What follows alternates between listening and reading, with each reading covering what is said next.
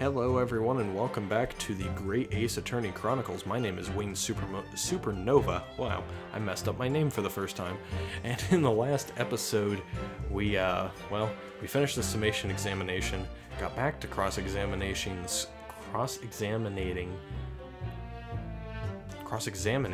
what? Holy cow, wow, this intro is scuffed. Anyways, we're cross-examining the Skulkin Brothers. We went through everything. We presented a piece of evidence, but it's not conclusive, or so they say. So they said to, do something else. And that's what we're trying to figure out in this episode. This is the big 5-0. This is episode 50. So it'll be interesting to see, how many more parts this specific game takes, and then, double it for Great Ace Attorney 2 for the entire Great Ace Attorney Chronicles. I'm thinking probably around 120 episodes for both. That'll be interesting. So, first off, let's just check through this. So, what we have here, they knocked over some things. They heard a voice yelling out, "Give me that gun." He says that Mr. Windibank was holding a gun. So he should have just fired it instead of yelling at the girl.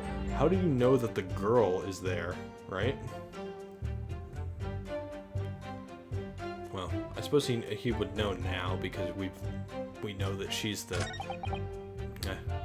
that doesn't really help us, unfortunately. It didn't give me a fright. We was thinking the shooter to come out of the door and get us next. We stuck everything back where we found it and ran out into the man in black.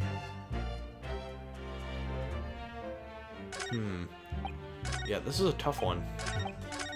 I'm not sure what to do here.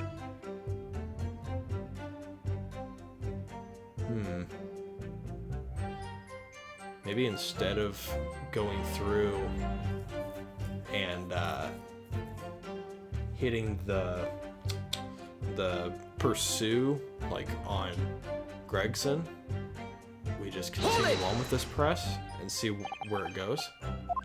So let's just skip through this until we get to the part.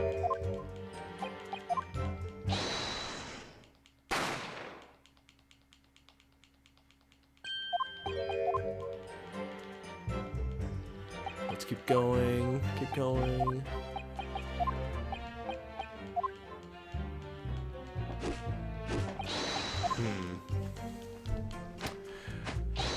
Yeah, I didn't see anything, just straight up contradiction.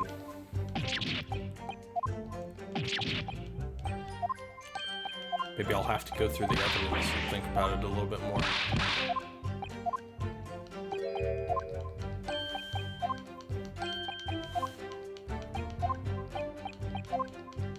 This is a long press.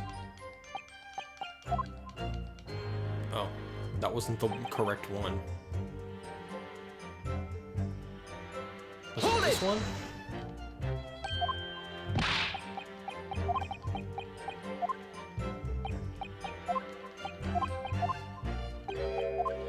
Sometimes you have to press certain things before you press other things in order to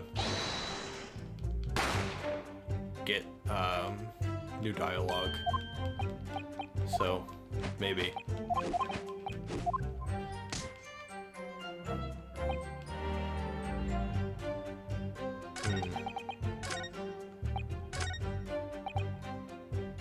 Hold it! I'm just gonna keep pressing everything one more time to make sure that there's nothing extra on here. And then after we're done with that, we may have something to go off of. But as of right now, there's not much going on here. So yeah, how you guys doing? You having a good day? Hope you are. I'm recording this the day before the Nintendo Direct on September 23rd comes out, because I don't think I'm gonna have much time in the next couple days, having to edit a Nintendo Direct reactions video and all that stuff. So yeah, that's where I'm at right now. But yeah, somewhat excited, somewhat bracing myself for the workload ahead. But yeah, I do really love playing both this game and Eastward, the other game I'm playing on my channel, so it is definitely a nice chill time to just sit here with you guys and play through the first ever game and the second ever game that I've Let's Played. And this series, oh man, this game is really good so far. I'm just hoping that the end of this case lives up to the investigation portion beforehand. I'm expecting something crazy after we corner these guys. We just have to get through this part first. So, I've only got one more thing to press here. Hold it! Before we get through it. It doesn't seem like there's anything new. That sucks. So, there's something I'm missing.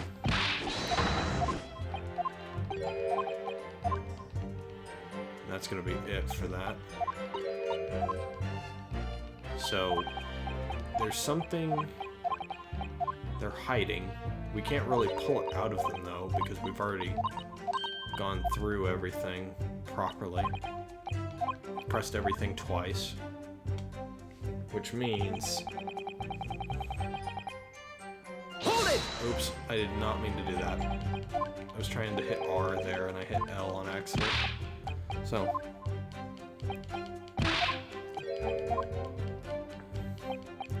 that's unfortunate.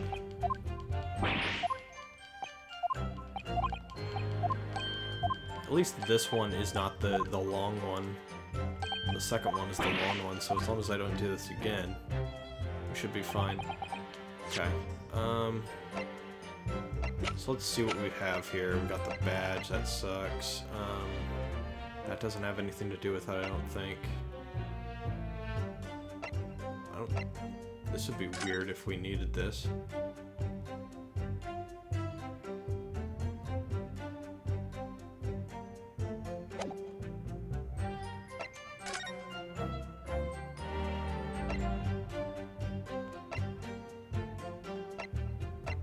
Yeah, we don't know whose blood this is. We're gonna have to find that out during the course of this trial. It was green, so... I would think it would be Sholmes. But maybe that's wrong. Maybe the bullet was still inside Sholmes after he was shot, which means a third gun was shot at the scene, and which means that blood is probably the culprit's blood. But I doubt that's the case. But that's got nothing to do currently with it. We have identified this blood as Mr. Mason's. This doesn't have anything to do with it.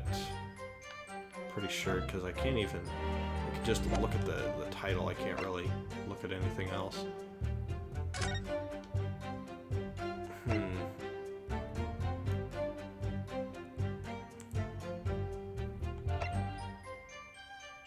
East End of London. I feel like that'll come in handy later, because it has to do with the previous case. But we're trying to work on evidence that we got for this case specifically. Is there anything in this? Pawnbroker perishes in pick-purse plunder. How awful. For Jenny, I mean. But tomorrow's headline will be, Discharged Diver is Dauntless Do-Gooder, right?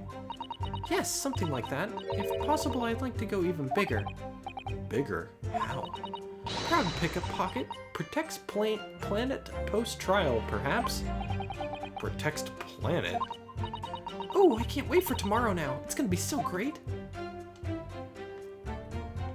That was cute, to be honest.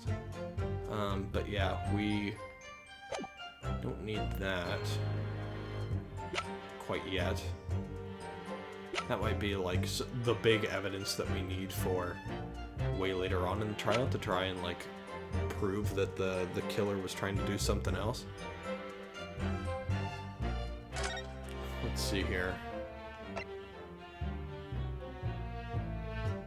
Instant death, so he couldn't have been shot and then uttered those words. That's not what they're saying. That's got nothing to do with it, I don't think.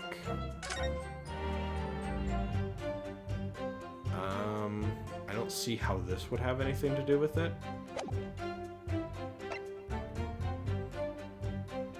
Only a single discharge, a single round was fired.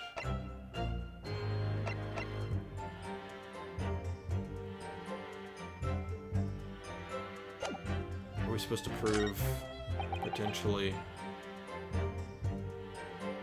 if he was holding the gun? I feel like it's this. He was holding the gun. He should have just fired instead of yelling at the girl. We presented this because he didn't have a gun at the time. Are we supposed to present the gun itself?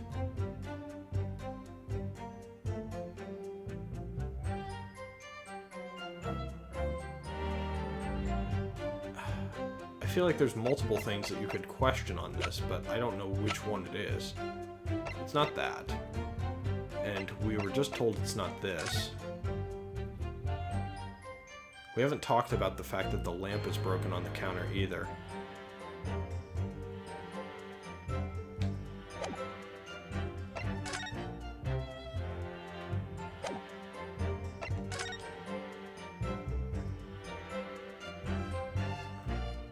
I'm just like trying to picture how much of a difference it is. So this part right here, this white line on the book, is lined up in this picture, and in this picture, it's off kilter. So that's what they were trying to get us to notice, was that the objects in the background here were off kilter, they were moved. Even though they were arranged perfectly in the correct setup, it was the fact that they were slightly moved.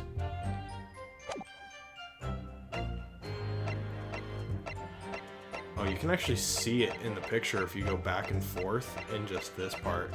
That's actually kind of cool. Yeah, you can also see that the lamp is broken in the bottom right. I didn't notice that until now. I don't know which one it is. I'm gonna save again. Do another safety save. And then... I feel like this is a stretch, but... he was holding a gun,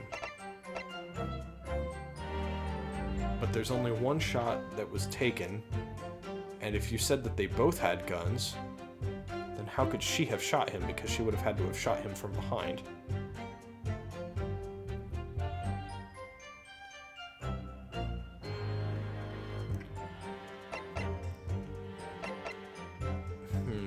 Objection! Yeah, nope, that's not it. Okay, time to load. That's nice. So it's not that.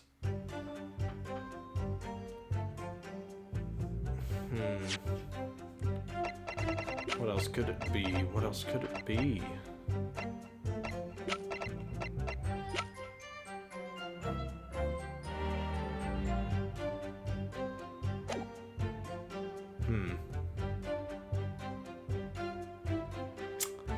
Well,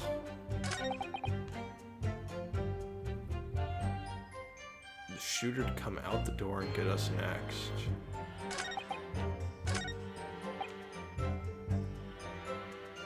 You heard her voice yelling out, "Give me that gun."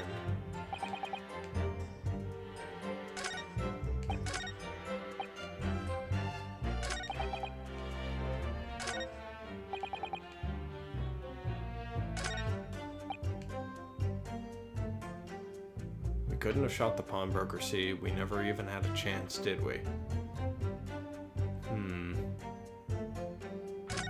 I don't think that's the one that I want to go after, though. I feel like it's...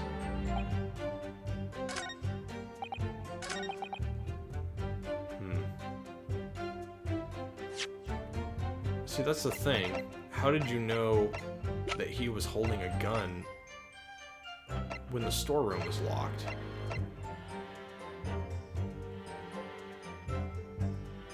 And I mean, the door's locked, right?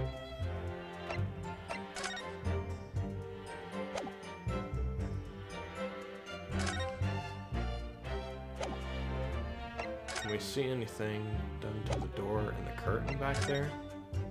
I don't see anything that's been done to it.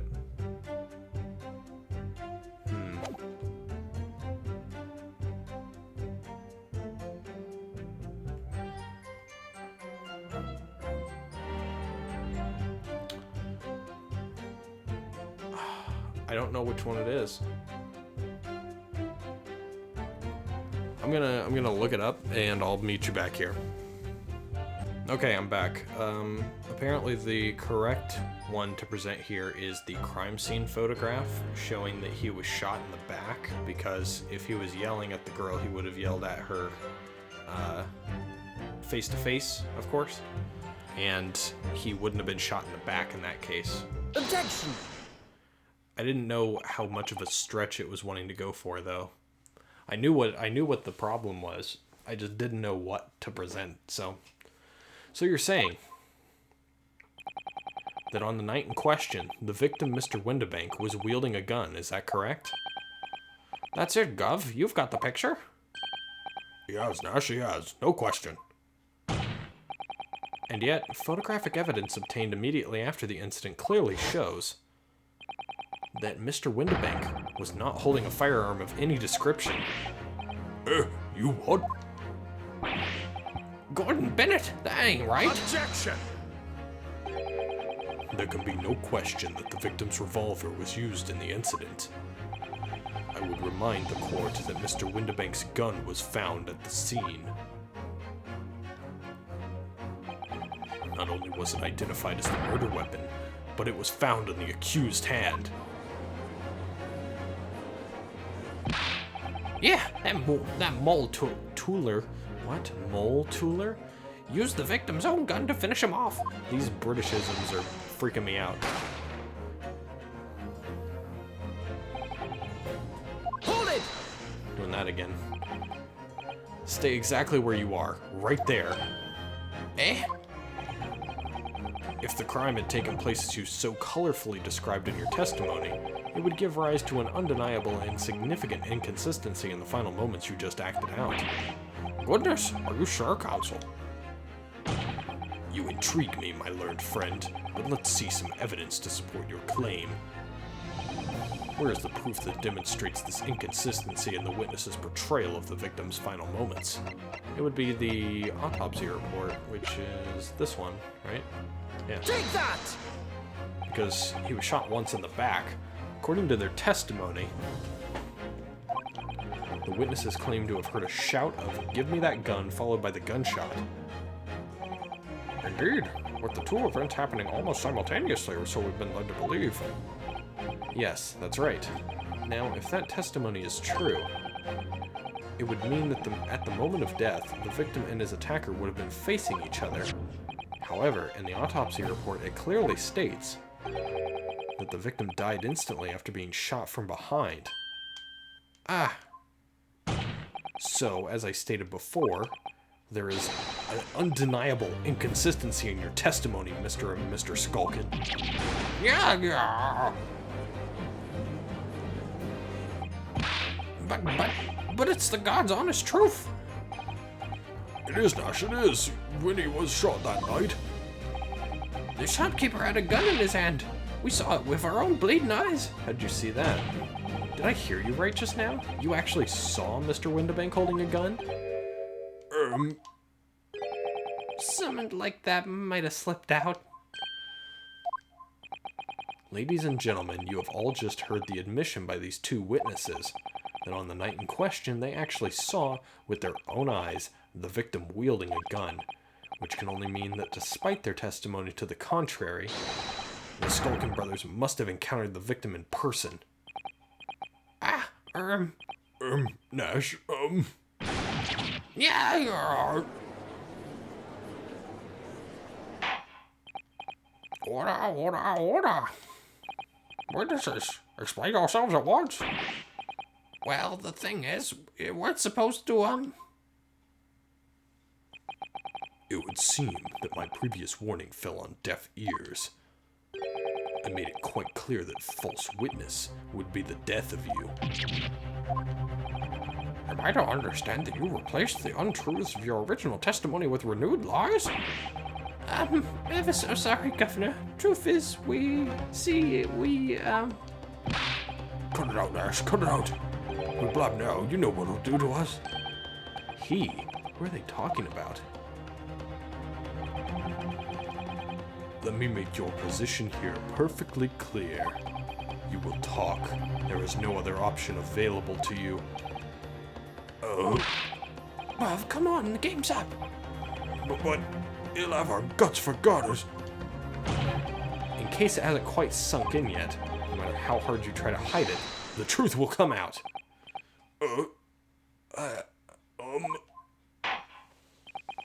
On the night in question, it is now apparent that you brothers met face to face with the victim. I demand that you testify again to explain the precise circumstances under which this meeting took place. Well? Do we have to? On pain of death. I suggest you make yourselves fully aware that this is your very last chance to tell the truth. Uh-oh. Mr. Plum and Mr. Blueberry over there, you know, not looking too hot right now. Alright, so we just got inside his gaff and heaved a hot sigh of relief when the geezer showed his mug. Give me that gun, he bellowed, and then he flew at us like he was possessed. I thought we'd had it. For an old geezer, the bloke was strong as an ox. He chucked me over the counter. I pulled me gun on him, and then he legged through that door in the back room. We never had nothing to do with killing him. That's all what happened, I swear. So you're now telling us the moments before the victim was killed in the storeroom, you in fact encountered him in the main part of the shop? Well, yeah. Sorry. Well, we find ourselves at an interesting juncture. This changes matters considerably. But honest, Governor, this time... This time, Nash, this time, we ain't got nothing more to hide. Very well. Counsel for the defense, you may proceed with your cross-examination. Yes, my lord. This is it. The moment I've been waiting for. Uh-oh. Time to break this case wide open, I guess. Or at least break this cross-examination of these two witnesses wide open. Hold it! So let's find out. When you say geezer, I presume you mean the victim and proprietor of the shop, Mr. Windabank? Who else? Sorry, I mean, that's right. We was keeping a close eye on the entrance to the gaff, obviously. But we never thought no one was gonna come out of the back room like that. The back room being the pawnbrokery storeroom? Yeah, that must be where he popped up from. Only place he could have been. So it would seem the victim was already in the storeroom when these brothers entered the premises. Which means Jenny must have been in there at that point as well. But that doesn't make sense, does it? Gina had threatened Mr. Windabank into the storeroom with her at gunpoint. And why would he have emerged from the same room all alone when the brothers arrived? Oh, I don't know. Maybe Jenny was knocked out at that time. Maybe he had gotten the better of her in a physical altercation and had knocked her unconscious at that point. I wonder why he wanted the gun, though. He came out and made a beeline for the gun specifically. It was like he didn't have a gun. Well, if the shot had already been fired at that time, which I doubt it was. Maybe they had a physical struggle. The gun was knocked away. There was someone else in the back storeroom at that time. They had their gun trained on him. He ran out, grabbed the Skulkin Brothers' gun, ran back in there, and the other guy was lying in wait and shot him from behind when he came back running in.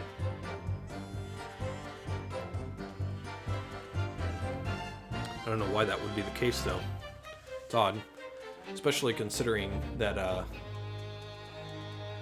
the I would think that there would need to be an escape route for the culprit at that point, which we haven't found one. But never say never, you know. With this type of game, there could very well be an escape route that we never found in our investigation. Oh, I don't know. Did you see the accused at that time? What, that mole tooler? Couldn't tell you. No way, Cobber. We had bigger fish to fry then. I mean, the old geezer had just lost it.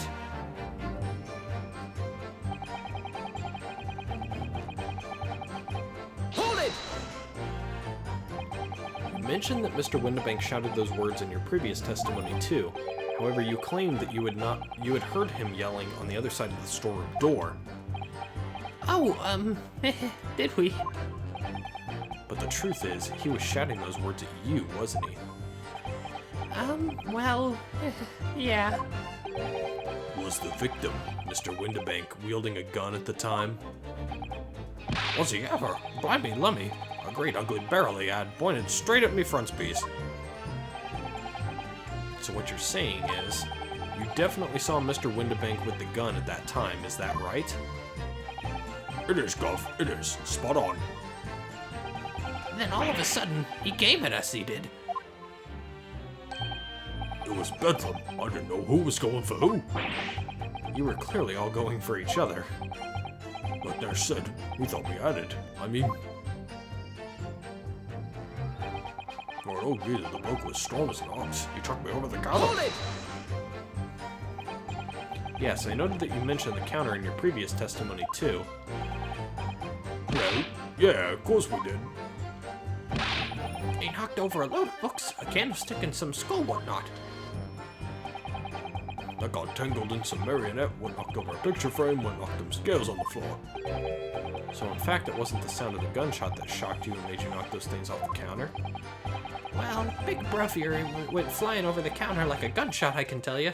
Then the old geezer pinned him. He did, Nash, he did. If you hadn't been there, the bloke would have flattened me like a lumen pancake in seconds. At the time in question, the alarm was raised at the local police station via a secret cable from the pawnbrokery.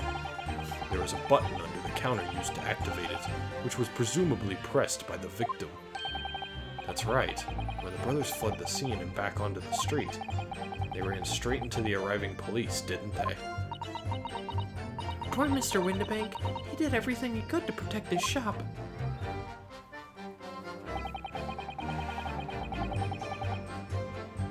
Hold it! Were you intending to shoot Mr. Windibank? No, never. I was just, you know... looking out for me, Bruff, weren't I? He was being flattened, don't forget. By a man whose shop was being burgled, yes? And then, the man fled into the storeroom when you pointed your Gun at him, is that it? Yeah, that's it. He shoved me away, then ran off through that door and shut himself in. There's something about that last remark. Something that doesn't quite ring true. Wonder why Mr. Windibank ran away into the storeroom. What? Well, according to what everyone's saying, Ginny was in there waiting for him with a gun. Ah, yes, that's right. Gina allegedly used Mr. Windibank's gun to threaten him and force him to open the storeroom door. In which case, how did the gun end up in Mr. Windibank's hands again? I have no idea, but that is strange, isn't it?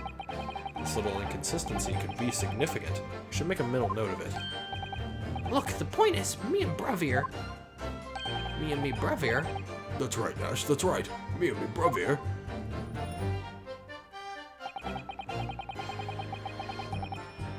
Hold it! You say you had nothing to do with it?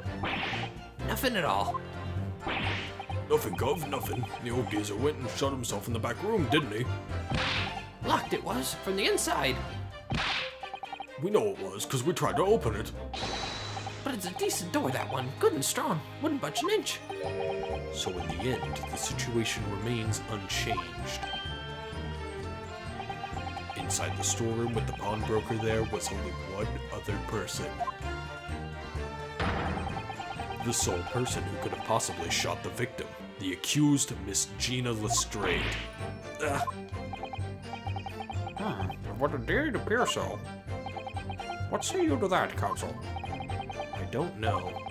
Was there anyone else apart from Gina who could have possibly shot Mr. Windibank? I don't know what to say. It would have been difficult for him to shoot himself. I don't think that was the case.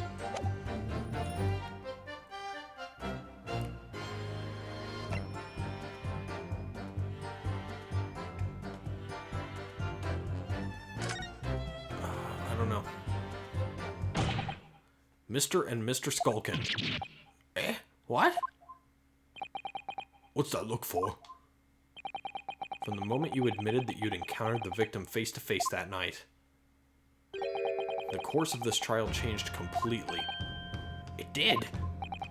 What is your point, my learned friend? The question we must answer is, who could have shot Mr. Windibank? And it is the belief of the defense that the defendant is not the only possible answer at all.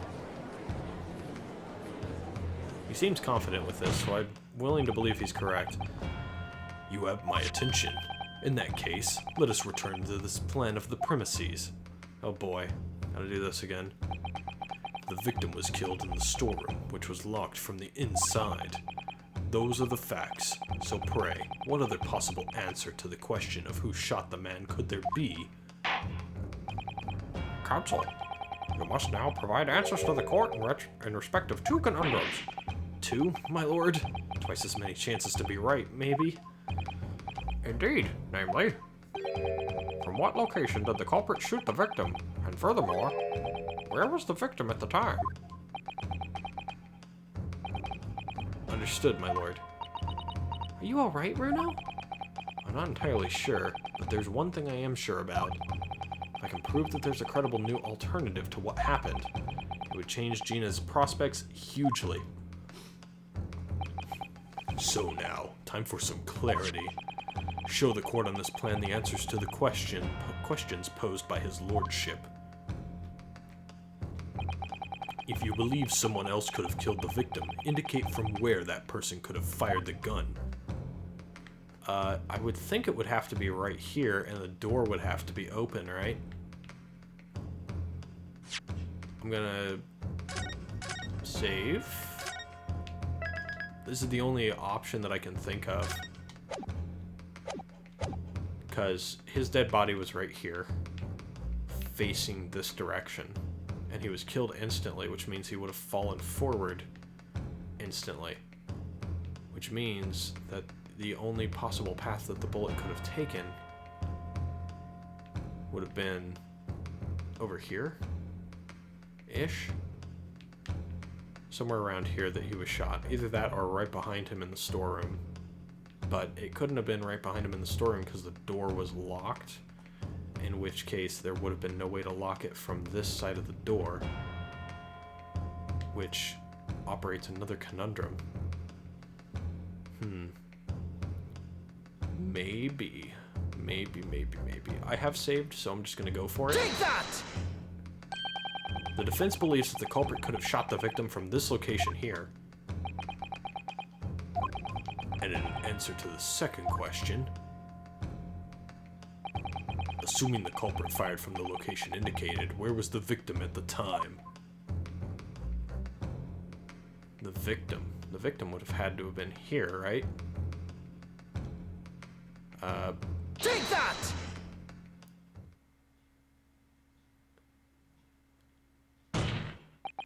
The culprit shot the victim from outside the storeroom.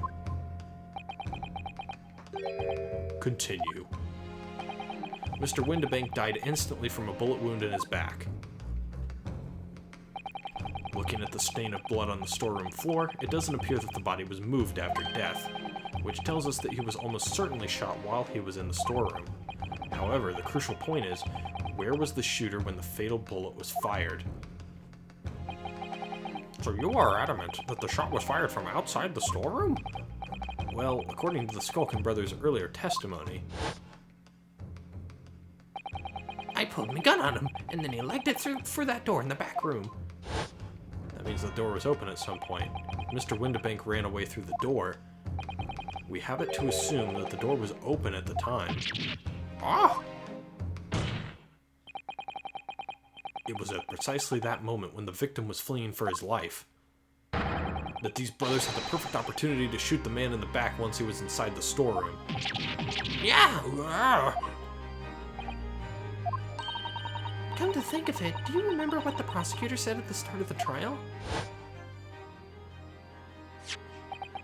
Moving on to the findings of Scotland Yard's coroner, his report states that the bullet entered the body on a rising diagonal trajectory.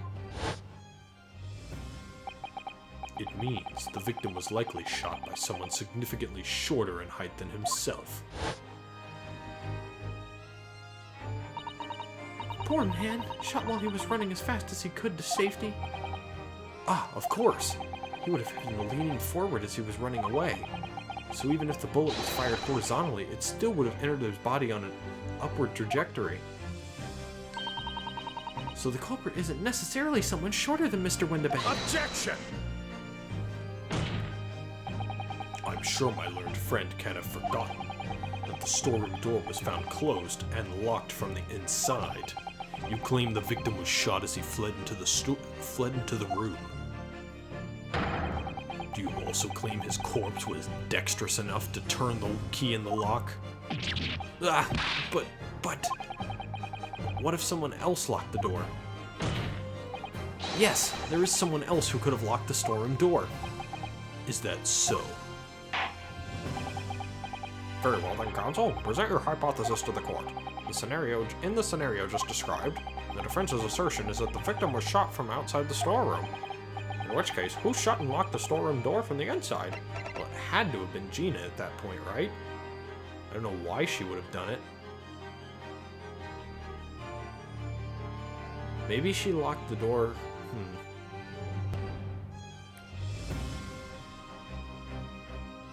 I don't know. Maybe she locked the door because she knew the killer was outside the door and she didn't want to get shot too.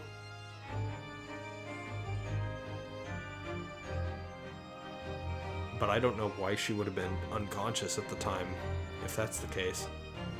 Huh. But yeah, it would have had to have been Gina. Gina's the only one that was conscious, well, potentially, inside the room. Obviously, the person who locked the door was the only other person inside the storeroom at the time. The defendant, Miss Gina Lestrade. Objection! That's absurd! You're suggesting that the accused deliberately engineered the sealed room? For what possible reason? Such actions would only serve to tighten the noose around her neck. I am inclined to agree, I must say. Well, counsel? Yes, that's a tricky one, that, isn't it? Have big notions have no place in my courtroom, counsel. Remember that, please. But of course Jenny would have locked the door. It almost goes without saying, doesn't it? It does? Well, if I was Jenny in that situation, I know I would have locked the door as quickly as I could. I mean, those two burglars had just fired a gun in her direction, hadn't they? Oh yes, obviously. Before the two brothers arrived, Miss Lestrade and Mr. Windibank were in the storeroom together. Now, I don't know what went on between them at that time, but at some point, Mr. Windibank must have heard the intruders breaking into his shop and left the storeroom. Intruders, eh? That's us, bruv. If your theory is correct, that would leave the accused alone in the storeroom. Yes, it would. Then, probably only moments later, the victim fled back through the storeroom door, hoping to escape danger. Hit in the back by the bullet, Mr. Windibank fell to the floor where he was, just inside the storeroom. What we have to ask ourselves now is, what would the defendant have done in that moment? Ah, I see where you're going with this. Outside the storeroom was a terrifying killer who had just murdered Mr. Windibank. As soon as that thought struck Miss Lestrade, she slammed the door shut and locked it, in order to save her own life. Hold it! But I ain't. I mean, we ain't the ones who done it. We ain't, Gov, we ain't. You've got to believe us. I mean, come on, we'd never shoot no one. That's blatantly untrue. I know for a fact that you would, because before my own eyes, you shot Mr. Herlock Sholmes. There's only one logical conclusion here. Mr. and Mr. Skulkin, you brothers had every opportunity to have been the true perpetrators of Mr. Windibank's murder. Well, there's one big flaw in your logic, Mr. Naruhodo. There's only one bullet fired from the Skulkin Brothers' gun. And yeah, that one was fired at Mr. Herlock Sholmes, which means that there was a third gun present at the scene that fired that bullet. But here's the thing, that's what I don't understand. If this theory is true, why was it found that Gina Lestrade's bullet had been discharged earlier?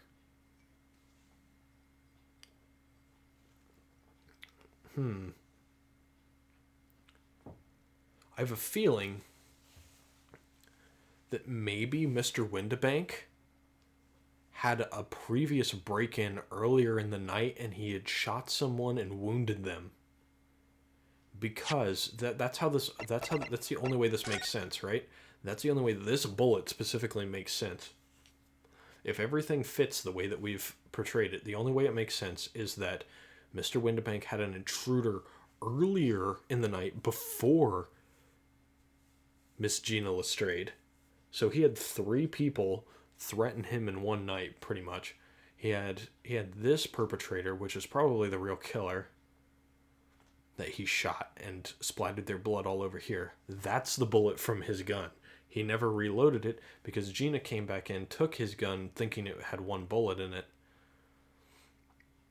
and threatened him and took him into the storeroom. With that being the case, he then heard more people coming back out. He thought that it was the same perpetrator that he'd just shot previously that had came back, potentially, with a firearm.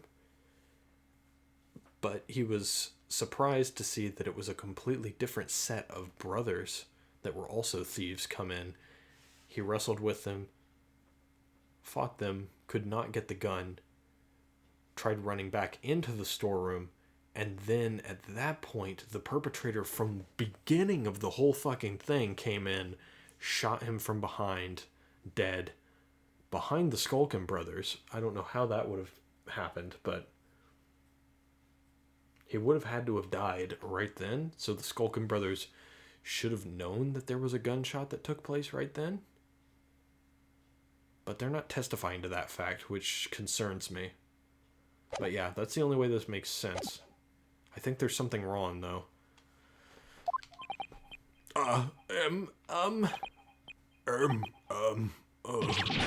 Yeah.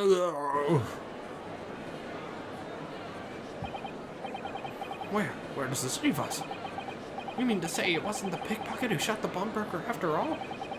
I should have known it was those 3 brothers. They look shitty. They look as shady as a dense forest. 3? Come on. That was amazing, Bruno. All the members of the jury seem to be firmly on your side now. I know, first time ever, and probably the last. Well, we'll see if it's the last in the next episode. This one's getting on pretty long because we went through that entire testimony. So yeah, that's going to be it for this one. I hope you guys enjoyed. Leave a like, subscribe, all that fancy stuff, and I will see you guys in the next episode.